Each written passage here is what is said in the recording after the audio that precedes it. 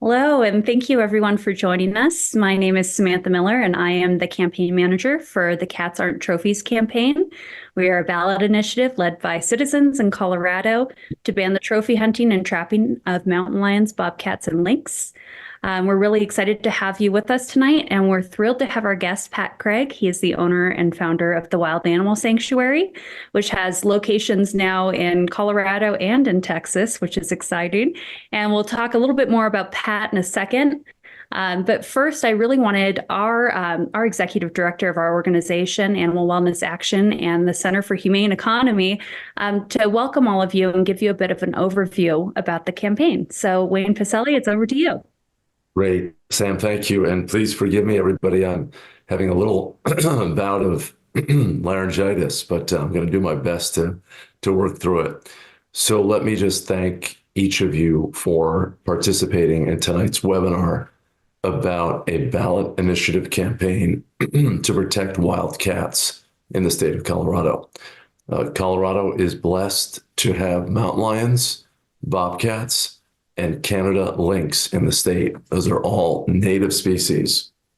And the lynx have been restored to the state after having been extirpated by trapping and hunting and other forms of exploitation. This ballot measure is about protecting all three of these wild cat species.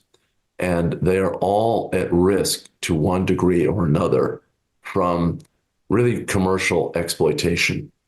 The mountain lions, the American lion, is just a remarkable species. It is an ecosystem engineer. It provides priceless ecological services to Colorado in terms of their controlling, to some degree, the prey species that they target to survive. These animals have been documented to reduce disease among cervids, that's deer and elk.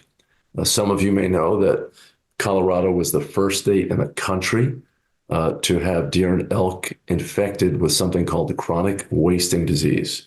You've undoubtedly heard of mad cow disease, bovine spongiform encephalopathy.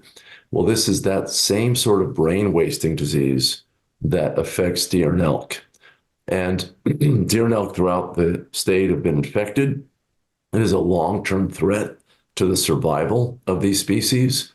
And mountain lions have been documented because the deer and elk have neurological problems as the disease takes hold to really target those especially diseased animals, cleansing the population of disease and strengthening the deer and elk populations in the state of Colorado. They also keep deer and elk populations in check, reducing deer and elk auto collisions. They also reduce their numbers sufficiently to limit their adverse effects on forests and forestry practices. So they really are remarkable actors on the Colorado landscape. And unfortunately, in return for all of those great services that they provide, the state permits trophy hunting of these animals with very inhumane and unsporting practices. The primary practice is to use packs of dogs to chase lions, sometimes for minutes, sometimes for hours. Sometimes the lion turns and fights the dog, which essentially creates an open air animal fighting situation where the lion's possessed with their claws and their teeth, and the dogs operating as a pack can get into deadly fights. In many cases, the lion seeks refuge in a tree. And typically the hound hunter, who's supposed to be controlling the animals, but almost always lets them get way beyond his line of sight and field of vision, has a handheld directional antenna.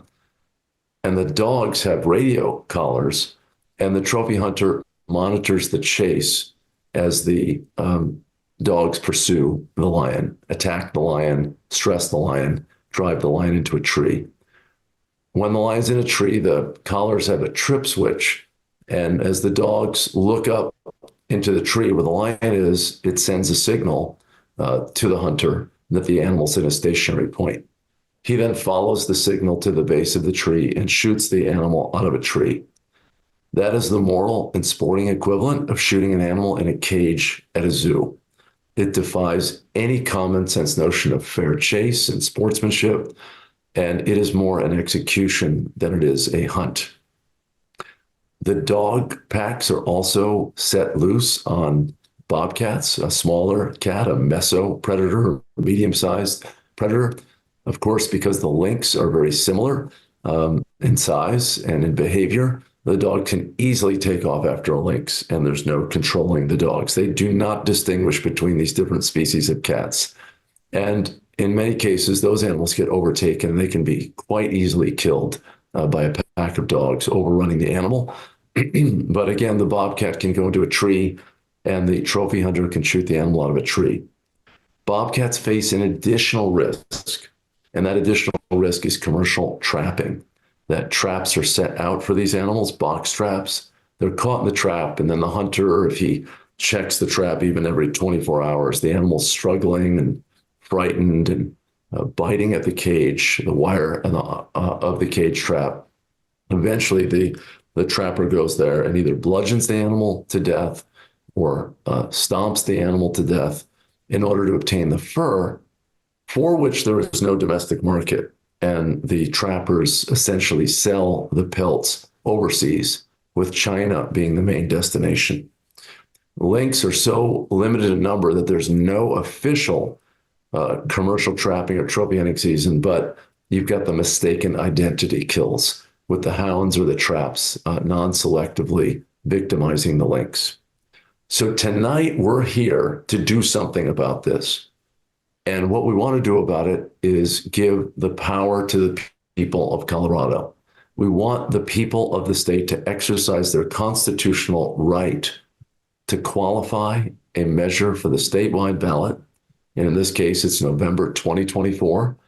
So just later this year, so that all Coloradans can vote to stop this inhumane, unsporting, unnecessary practice of trophy hunting lions and trophy hunting and commercially trapping bobcats. But this is going to be a tough campaign. We have a big and growing coalition, but there are powerful forces that want to retain their opportunity to engage in this commercial exploitation of lions and bobcats. So the first big step that we are announcing this week, and we're so happy that you're part of this call, is that we are officially launching our petition drive. And this petition drive involves registered voters who basically raise a hand and say, I'm going to participate in direct democracy. I'm going to be a circulator of this ballot initiative, and I'm going to ask fellow registered voters, in this case, only Colorado registered voters, can sign this petition. And I'm going to gather signatures from my family members, friends, coworkers, and I'm even going to go publicly signature gathering in front of a supermarket or a post office or at a farmer's market or a festival. And we need to gather 125,000 signatures of registered voters between now and July 5th. So we just have about 5 months to do it. So that's a heck of a lot of signatures. It's about 1,250 signatures every day that need to be gathered across the 63 counties of Colorado. And the only way we're going to succeed is if you make a commitment and if you get involved in this effort. Don't leave it up to Pat Fregg, the leader of the Wild Animal Sanctuary, or Samantha Miller, my colleague, who's the campaign manager for Cats Aren't Trophies, which is the political committee that we've created, or my colleague Julie Marshall, or participants with local humane organizations or environmental groups, or responsible hunters who find these behaviors toward these wildcats in Colorado repugnant. We need thousands of people to become official circulators and to get involved.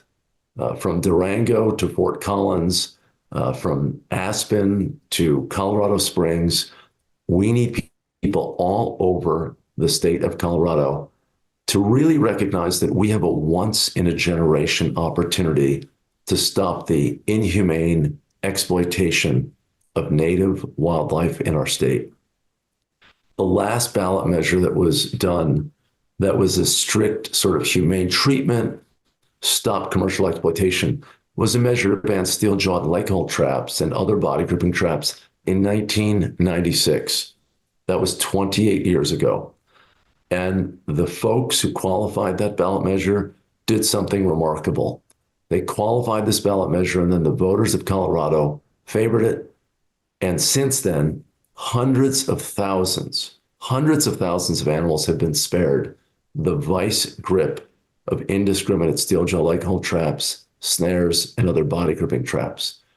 Now we have an opportunity to stop what I consider to be trophy hunting in its purest form. People aren't going to kill these animals, mountain lions, for food. These are cats.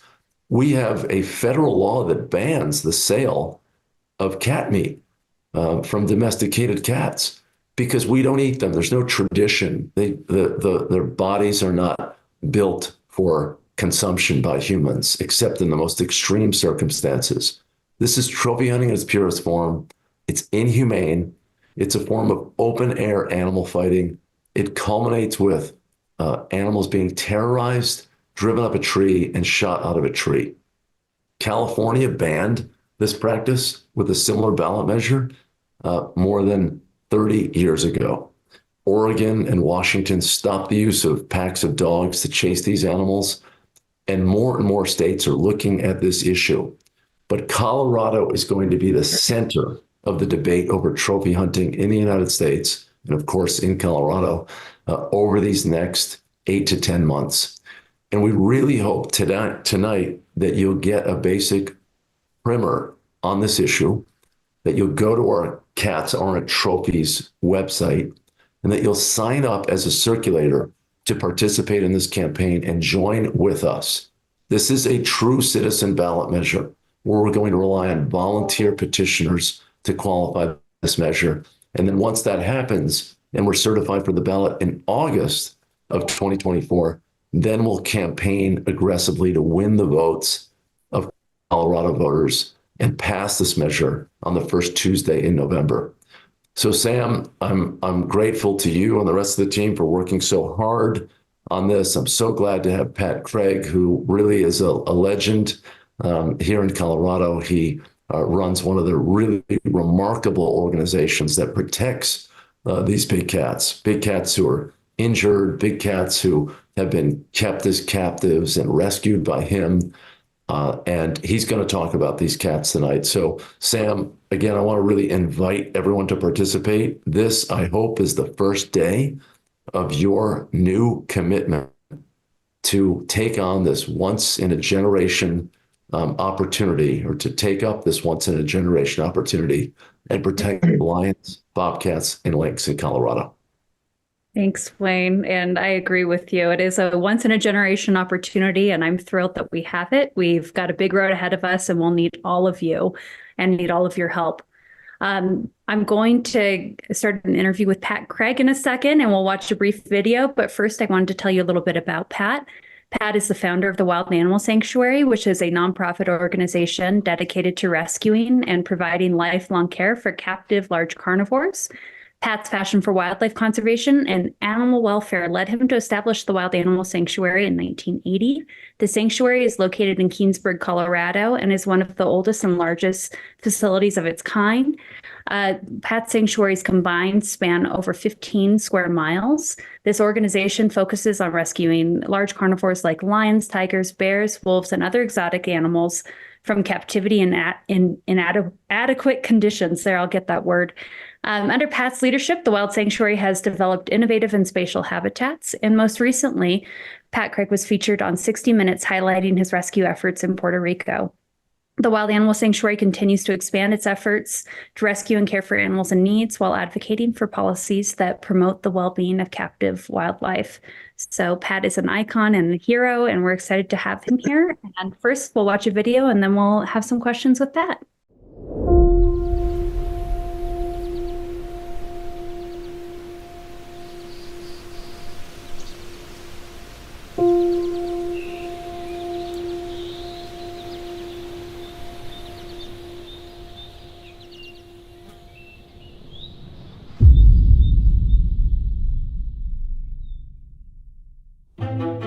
The Wild Animal Sanctuary is a nonprofit organization that is dedicated to educating people about the captive wildlife crisis throughout the world while providing a safe, large habitat for over 700 lions, tigers, bears, wolves, and many other species of carnivore. The vast majority of the animals we house were confiscated from illegal and abusive situations by law enforcement agencies. Many were rescued from private homes, circuses, and even zoos that were closed down. The ultimate goal with every rescued animal is to gently introduce them to living in a large, open habitat with others of their kind. For many, their journey to freedom involves extensive medical treatment and care to nurse them back to health. Stepping out into their habitat is the first time they've ever felt grass or dirt underfoot, so we introduce them slowly through our innovative large habitat rehabilitation process that helps them adjust from small cage all the way to large open habitats. The Wild Animal Sanctuary provides an incredible new life for these rescued animals in our 3 facilities, 2 in Colorado and 1 in Texas. The main facility in Keensburg is the only one open to the public and features a 1.5-mile long elevated walkway, which allows visitors to view the animals without disturbing them in any way.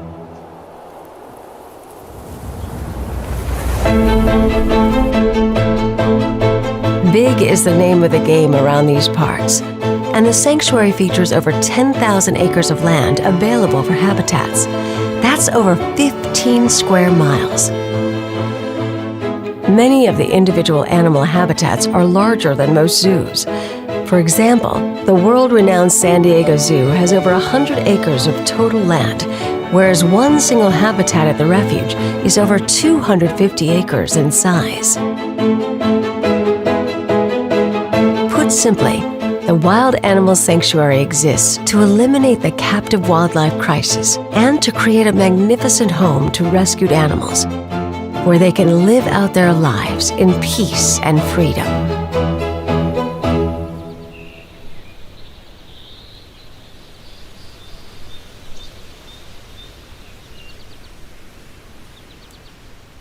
Wow, Pat, every time I watch that, I get chills. The work you've accomplished in your facilities are really breathtaking. I'd love to learn from you how you came to care about cats. When was the moment you knew you would be a cat advocate? Mhm. Well, thank you very much. I never really ever thought growing up that I would end up working with lions and tigers and bears and other animals. I loved animals, especially just like most people, but I really felt like I would always be involved with animals in some way in my life. But I was able to get a tour behind the scenes at a zoo where a friend from high school had gotten a job as a groundskeeper. And when I got to see the animals in the back, and they were in small cages, I was really caught off guard by that there were these animals in the back. And then they explained that they were surplus animals and that they would be euthanized because they just didn't have room for them. I just thought that was crazy because these were healthy animals. These weren't the old animals. These weren't the sick animals. These were young, healthy animals. They just had too many of them. So that was the beginning of my venture into this, thinking, this is an injustice that has to be changed. And so I ended up getting licensed and starting the first sanctuary in the country for lions and tigers and bears and things like that were coming from zoos. And eventually I started to get called by law enforcement agencies to help with those. But, my whole 44 years of working at the Wild Animal Sanctuary and this cause has been about, correcting these injustices for animals who can't help themselves. These animals try to survive. They try to have an instinct to want to survive, but at the same time, they're just facing insurmountable problems with people intervening with them and using them and abusing them. And it's almost always boils down to money or egos or things like that. And, we were involved in the Tiger King saga with Joe Exotic. And I know a lot of people either saw that or heard about it. And, he was one of those people that just exploited the big cats. He would breed dozens, upwards of 100 baby tigers and lions a year so that he could make money charging people to hold them and take pictures with them. But once they were more than 3 or 4 months old, he didn't care about them anymore because they wouldn't make money at that point. And so many of them just died or starved, or he sold them off to people. And In the end, he obviously ended up going to prison for many things, including killing endangered species and even for murder for hire, because he had kind of lost touch with reality. And for us, every day that we go on rescues, that's really what we see is people who just don't care about animals, that want to use them for their own gain. So we were really, really honored when you and Wayne and Julie and many other people in the CATS program asked us to be involved in this, because truly that's really what we're talking about here is, it's one thing to be hunting animals, which is a tradition that's gone back for thousands of years, probably clear back to even, when man first, started to evolve. But to do that, and then somehow you turn this into a trophy hunting situation where, we all have heard of trophy hunting where people go to Africa and they shoot an African lion and they want to bring back the head or a mount or whatever. And so that was the beginning of many people like myself as I grew up learning about trophy hunting, and that was just kind of a very distorted version of hunting, just because of somebody who really, for ego, wanted to pose with this dead lion and have it on his wall. And so we have thousands and thousands of supporters here in Colorado. Our organization is blessed to have nearly 500,000 supporters, and out of those, there's a huge number that are hunters, and I've run into many of those, and I've talked to them over the years. And although I don't hunt myself, I understand what many of these hunters do and why they do it.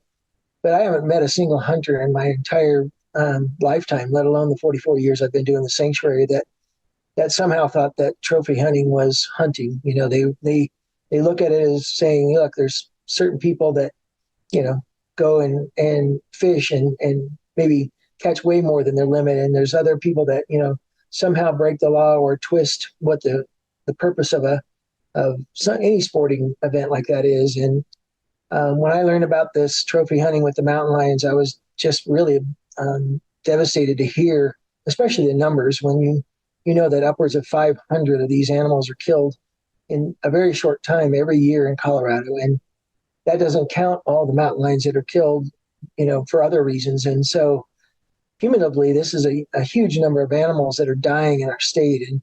And being a Colorado native and watching these animals, the numbers are being depleted year after year after year. And sooner or later, that all of a sudden people will say, oh, geez, mountain lions are endangered now. And you're like, how did they get to be endangered when we had a thriving population at one point? And so the details of trophy hunting is unfathomable. And everybody that I ever talked to is just surprised to hear that, these hunters use dog packs to tree a mountain lion and then just simply walk up and, shoot it sitting in a tree.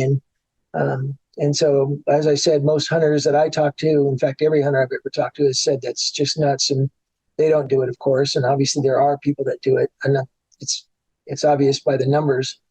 But there's so many aspects to it that go beyond the unfair and unjust act of how they do this, because the sad fact is so many of these mountain lions that are killed are females and not males. And so how these trophy hunters feel okay that they're going to shoot a female mountain lion if they're after some macho kind of male thing that they want to do, let alone a lot of them. In fact, the ones that have been killed recently this year have been subadults. They're young female mountain lions. And so, they're so hooked on this idea of going out and then the dog's treeing whatever they tree and they're going to shoot it and kill it. To me, it just warps everything I can even think of for, a just and humane society for animals. And so, we save lions, we save tigers, we save wolves, we save leopards, we have bears, but we have saved lots and lots of mountain lions and bobcats over the years. And to get to know these animals and know them personally, we get to know every animal that we rescue very closely. It really, really is amazing, because it'd be like me thinking that, one of my dogs would be chased down and then pinned in a corner and shot by somebody purely because they wanted to have that animal on their wall. Because again, they're not consuming the meat of these animals. They're not subsisting off of these animals. They're doing it purely just for their own justification of having something that they can talk about with their friends or do. But our organization is full of dedicated individuals. We have over 100 employees and 160 volunteers that absolutely don't understand this situation, and we're all behind this effort. And we plan to help with the signatures, but we really know that the only way that this is really going to work is if our supporters and the people out there, the Coloradans that are here, decide that they don't believe in this either, and that they really want to see this end, because this ballot measure is the only way that we're going to be able to bring an end to this. We've tried many other ways through the commission, Wildlife Commission, and other ways, and nobody seems to really want to solve this problem. And so, as Wayne explained before, the leg hold traps were such an inhumane way to kill an animal, where they suffered for days on ends and chewed off their own legs and feet and things like that. That Colorado voters instantly said, yeah, that's not something we believe in. And I know that Colorado voters would vote this down as well. So that's why we want to have it on the ballot measure. But the only way it's going to get there is if we get enough signatures. So I'm dedicated to do that. I know my staff is, the volunteers here are, and I know so many of our supporters will jump in and be glad to help as well. But truly, I can't imagine a world where 5 or 10 years from now they say, oh, geez, mountain lion numbers have gone down so far, and now they're not going to ever reverse, and we're going to end up with endangered mountain lions, and bobcats are going to disappear as well. So that is a future that I never want to see happen. I don't want my children to see that either. So We're really dedicated to this, and we want to have everybody who's watching tonight to consider seriously going out and collecting signatures. It's not a difficult thing to do, and it's something that proves that we really do care and that we're willing to come up with a solution. Yeah, absolutely. And I do want to remind folks that there is a Q&A function within this webinar. So feel free to drop questions in there, and any that we aren't able to answer or get to, we'll be happy to follow up with via email. And we have realized that, within Colorado already this year, because it is currently mountain lion hunting season, that over 400 mountain lions have been killed just in this season alone. And let's remember, the season started after we announced our ballot measure. So hunters are out there. They are killing cats right now. Bobcats are subject to no bag limit. And so that means that bobcats can be trapped at however many that a trapper would like to trap. A lot of this operates on the honor system and not on the law. No one is in the field with trophy hunters. So they'll say, oh, we have a protocol for not hunting cats with kittens. We don't know if they do or don't. They'll say we have a protocol for trap check times. It's really unenforceable. The same thing with dogs and lions and interactions. A lot of the regulations right now are unenforceable.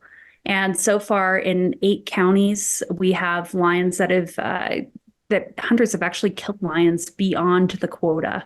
So they're overkilling. There's only a 48-hour requirement for reporting. And right now we've got trophy hunters killing more animals than would even be permitted by CPW in quota areas. So it's a tough landscape out there. And I think a lot of people are shocked to even learn that we still allow this in our state, because it happens so often behind the scenes and ethical hunters aren't really participating in it. So it's not something that we really tout that we're doing either. And I think that's an issue statewide. Pat, I'm curious about any mountain lions or bobcats you've rescued. If you've got a good story that maybe you could share with us, or maybe one that didn't turn out so well, I'd love to hear about your personal experience with these animals. Well, I've rescued quite a few over the years, and in the beginning when I started this, I was only 19 years old and didn't go to school for this kind of thing, and there wasn't much to learn. There was very few books that were published. Most talked about diet or medical care, but nothing about really working hands-on with them.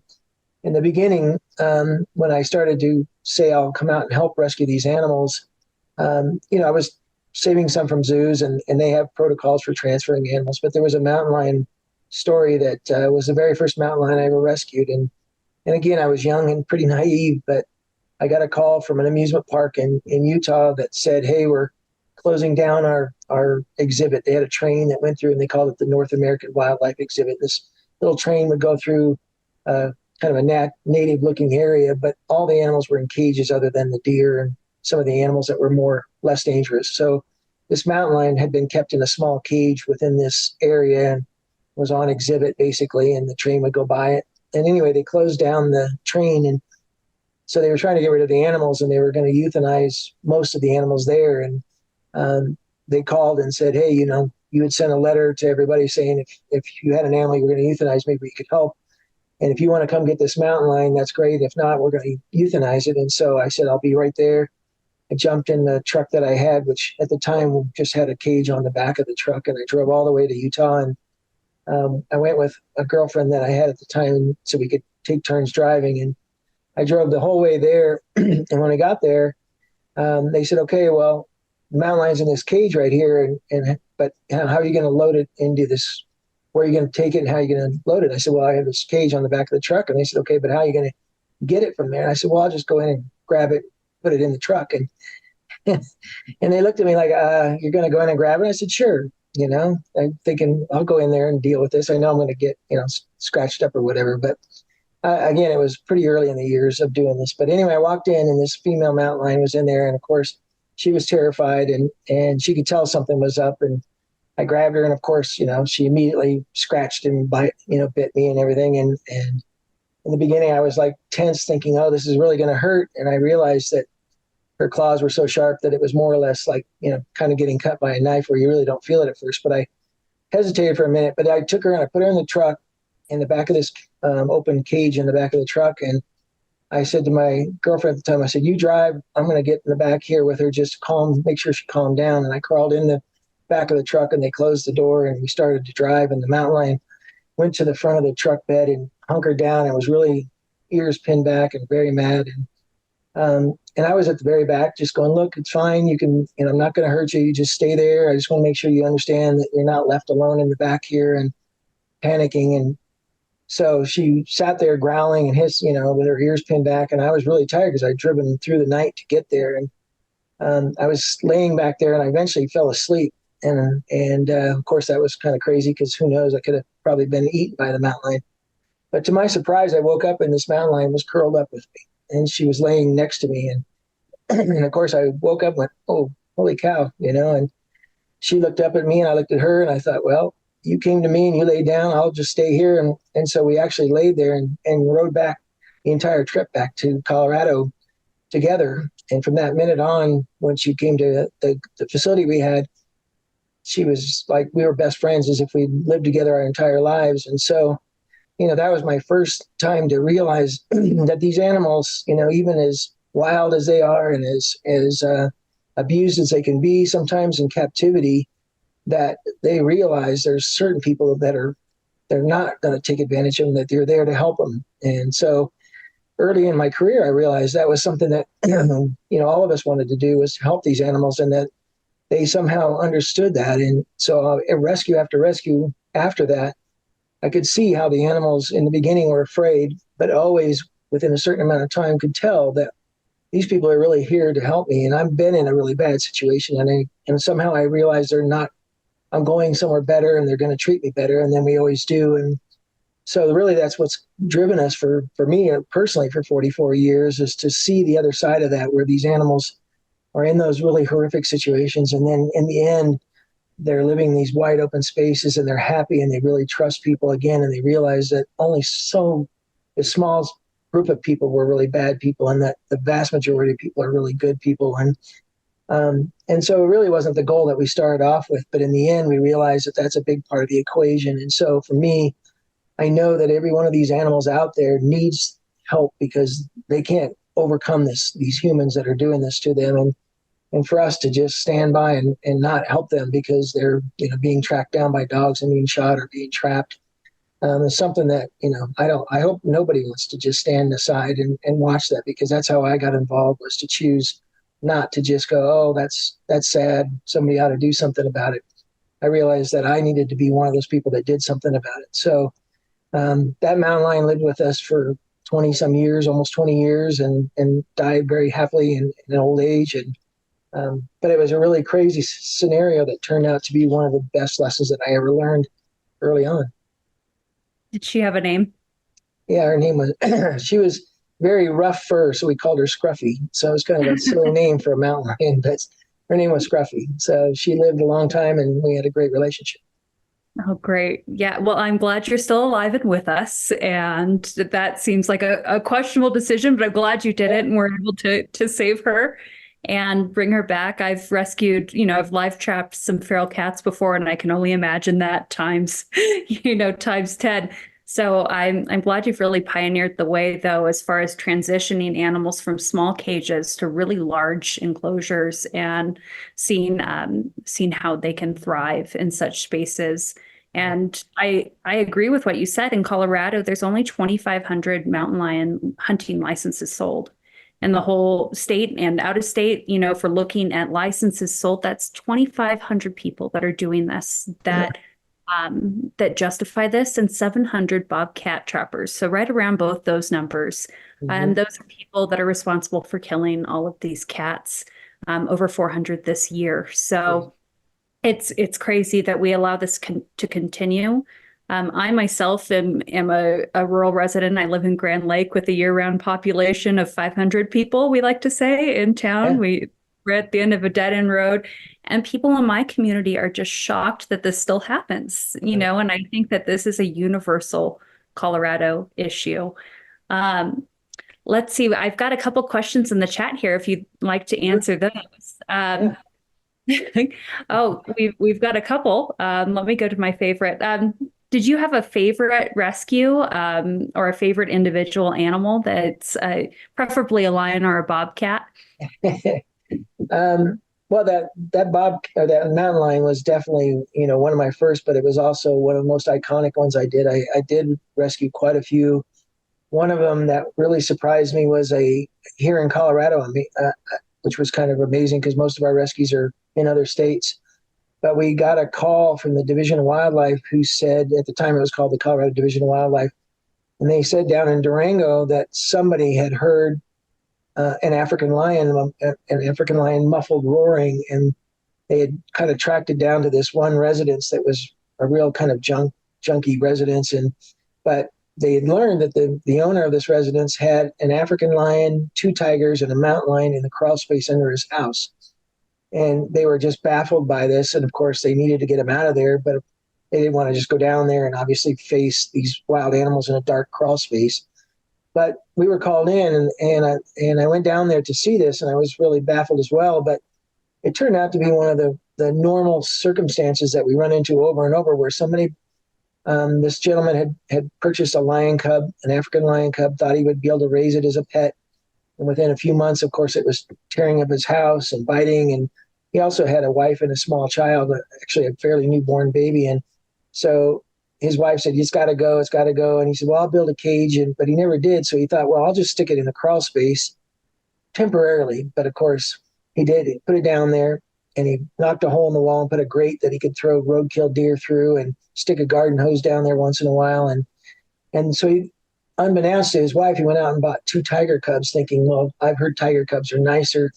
So he had those 2 tiger cubs. And of course, within a few months, they were doing the same thing, tearing up the house and biting. And his wife said, okay, you got to get rid of them. And so he stuck them in the crawl space. And so his final act was to think, well, mountain lions have got to be nicer and smaller, and I can definitely do that.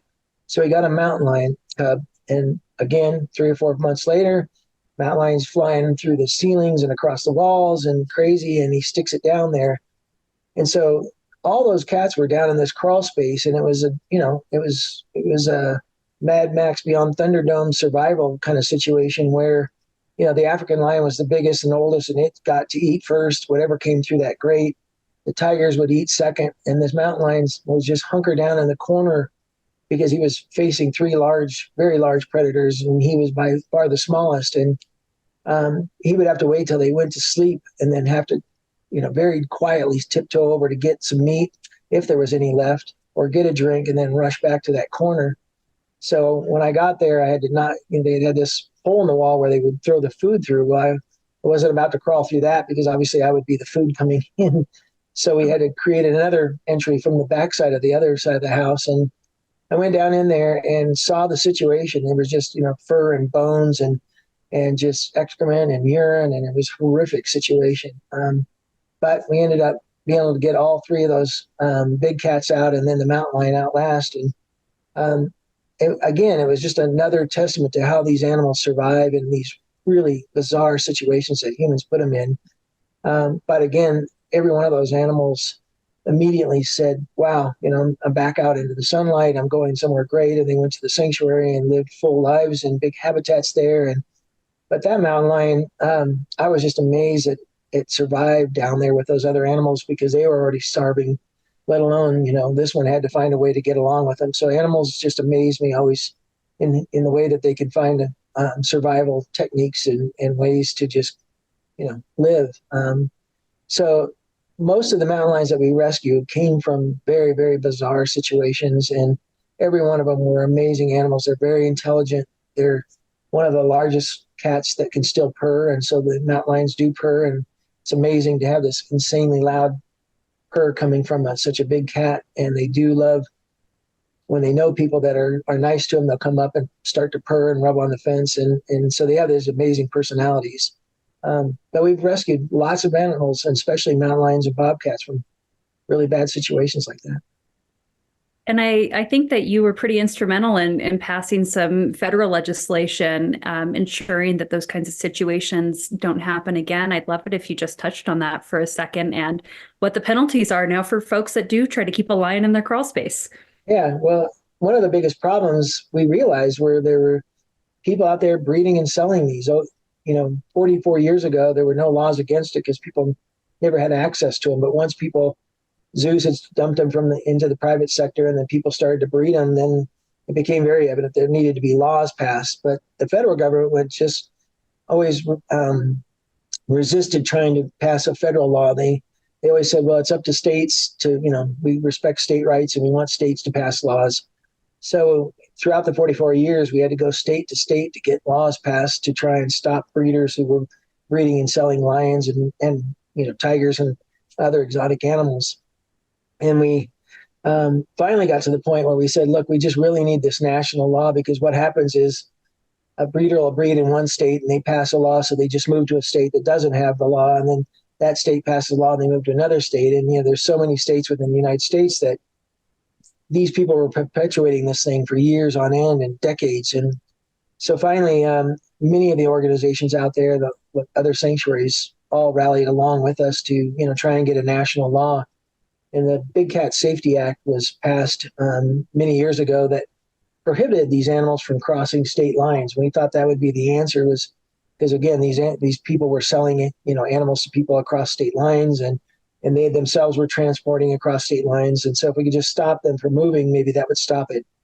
But there really wasn't any enforcement for that. And there really wasn't, these guys were really good at faking their paperwork and traveling at night and doing all sorts of things that it was impossible to catch them at that. So the bill ended up having to be amended, and just recently got passed again, where it prevents the breeding of these cubs and this holding and photographing and all the things that so many people like Joe Exotic would take advantage of and make upwards of $10,000 in 3 months off of just one cub. And so that law was passed recently, and now, time will tell, but we really believe that that's going to curb all this breeding that was going on, because each one of these guys would breed, 70 to 100 baby animals a year, and 3 or 4 or 6 months later, those would all end up going to sanctuaries like ours and other sanctuaries. So, laws are really important like this, and they really do help solve these problems. And again, that's one of the reasons that this one is being put forth, is because we have a serious problem that really needs solved. Right, absolutely. And I think that, outside forces are definitely influential with politicians and even with commissioners, right? So I think it's really helpful to give Colorado voters the opportunity to weigh in on this. What would be? Oh, go ahead. I'd like to say something about that. The one thing that we learned for all these years is the people that are exploiting these animals, they're not stupid. They come up with really good pitches, what we call, excuses or pitches or rationalizations. And so they'll have a canned explanation as to why they do this and why it's important that they do this. And they'll come up with a very polished, reason. And if you're not really up to speed on the whole, issue at hand, when you listen to some of these hunters that'll tell you why they do this trophy hunting, they're helping stop the ones that are dangerous, and they're helping with the balance of nature, and they're doing all sorts of things that they're going to say that are sound plausible. But that's exactly what Joe Exotic did. That's exactly what every one of these people that we go, when the government asks us to come in and save these animals, they've had many years to polish their reasoning behind why they do what they do, when everybody knows that it's just exploitation. It's just it. There's no excuse for it. So, a lot of the supporters and the people here in Colorado are going to hear, all sorts of rationalizations by the other side. But I can guarantee you, when you think about it, just plain and simple, dogs chasing a cat up a tree and you walking up and shooting it out of the tree, and how you call that hunting, and that someday we're going to end up having no mountain lions. There's no rationalization that really can cover that, So it's easy to just think back to, they're going to have a great story, but don't even begin to believe it, because the truth is these mountain lions have no choice and they have no chance in the system when it's like that. Right. And, the opposition actually has a misnomer called Coloradans for Responsible Wildlife Management. So know that misnomer is definitely backed by the Colorado Predator Hunters and Trappers Association.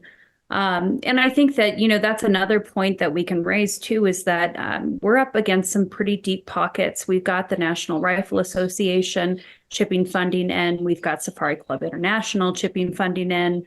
But we're a grassroots effort of Coloradans, and I think that we can beat them if we work together. The other piece I would say is on that justification piece. We hear over and over again, oh, we eat the lions, and we know that is far from the truth. That, right now, they're just required to really field dress or pack out meat for consumption as if it were to be for consumption, but they're not required. No one's enforcing that. No one's in the kitchen with them, watching them prepare cat, which, Wayne went over.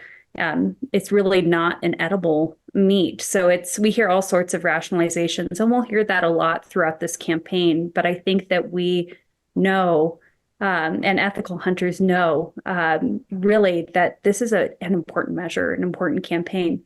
Wayne, you hop back on. Would you like to add to that? And then I'll ask a final question to Pat. Yeah, I would like to just add, Pat mentioned these safari hunts that occur in Colorado, but also in Africa. Does anyone believe that Americans going to Zimbabwe or Tanzania to shoot a lion, spending tens of thousands of dollars, do it for the meat? I mean, the meat would be thousands of dollars per pound. And the same is true here in Colorado.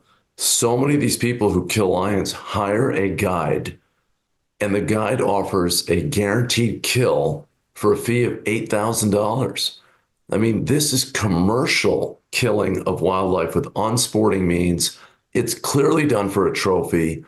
And I'm so glad that you, Sam, and you, Pat, have called out these phony rationalizations.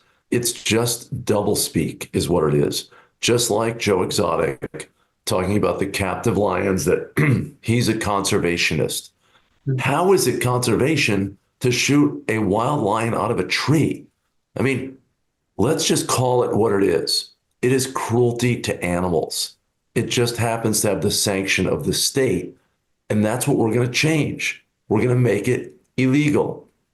And we're allowing the state to retain its full authority to deal with any individual problem animal. So CPW, Colorado Parks and Wildlife, is going to be able to continue to manage individual lions or bobcats in the very rare circumstances where they cause, some conflict or some nuisance. These people want to kill unoffending lions. They go out on our national forests and Bureau of Land Management lands, and they attack lions not bothering anybody. Lions who are providing an ecological service by reducing chronic wasting disease, by contributing to the economy in so many other ways, reducing impacts of other wildlife.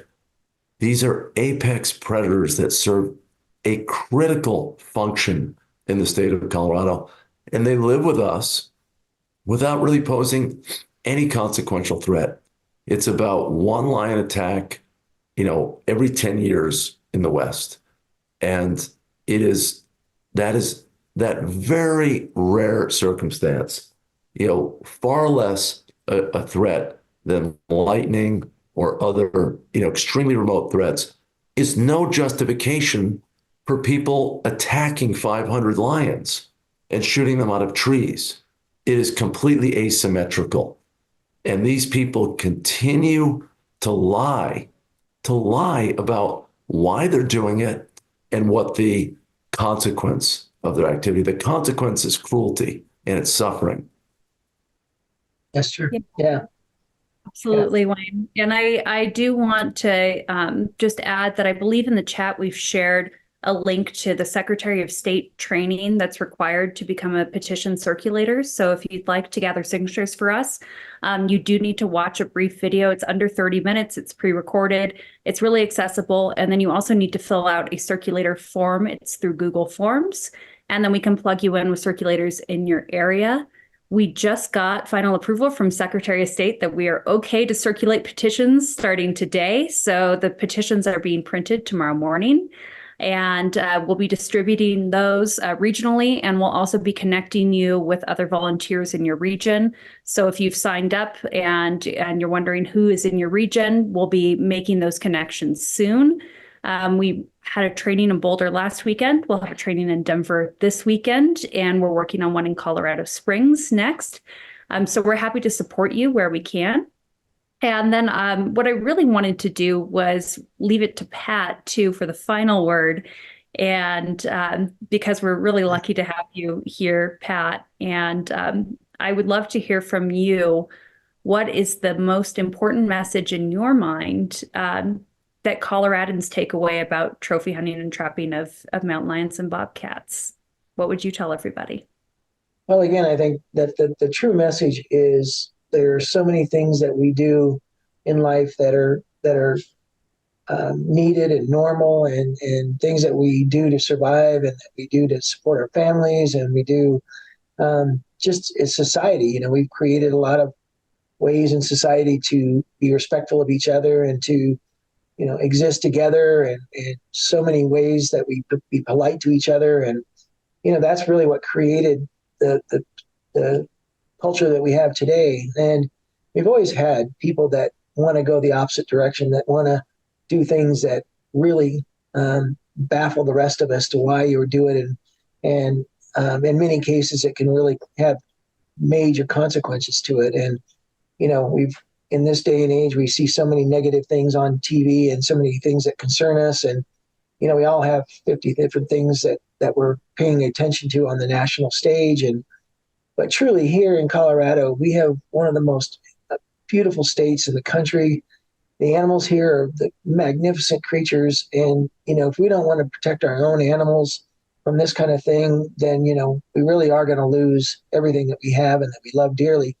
And I don't think anybody moved to Colorado or was born and raised here that wants to see this state, be degraded in any way, let alone lose some of the last beautiful creatures that we have that, still exist in the wild. And mountain lions and bobcats are amazing animals, and we get along so well with them that it's a shame. And I think we really all need to step up right now, and we can make a difference, and we can do this, and we can change this course and help the mountain lions and the bobcats. And Sam, if you don't mind, I just want to mention something about Pat. Thank you for saying all that, Pat. If anybody attacked the lions that you have at your sanctuary, your beautiful, incredibly designed facility that's a humane environment for these animals, as best as can be, given the terrible situations that some of these animals were put in, they would be charged with cruelty. I mean, they're the same type of animal, the same species, the same sinew, the same nerve endings. Why is it okay to do it for the free roaming animals? I mean, you would call the cops, you'd call your county sheriff if someone came into your place and did what these people do to mountain lions. Yeah, absolutely. You're right. Yeah, absolutely. And I see it akin to dog fighting too, right, Wayne, with the packs of dogs. So I would like to wrap us up now. And I'd like to share that tomorrow we'll follow up with both a web link to our recording and with all of our resources, the links that we've mentioned, that will all be in a follow-up email sent around tomorrow. And I also want to say a big thank you both to Wayne and to Pat for being with us tonight. Pat, your story's fascinating. I could ask you about every single animal at your sanctuary. And the good news is, if you'd like to see the animals at Pat's sanctuary, he will be gathering signatures at his sanctuary throughout our petition election period. So you can go visit the cats and sign a petition too. And we are just thankful for each of you. So thank you so much for being here. And we'll be sending those packets around soon. So stay tuned and watch your email. So thanks all. Have a good evening. Thank you all. Thank you all.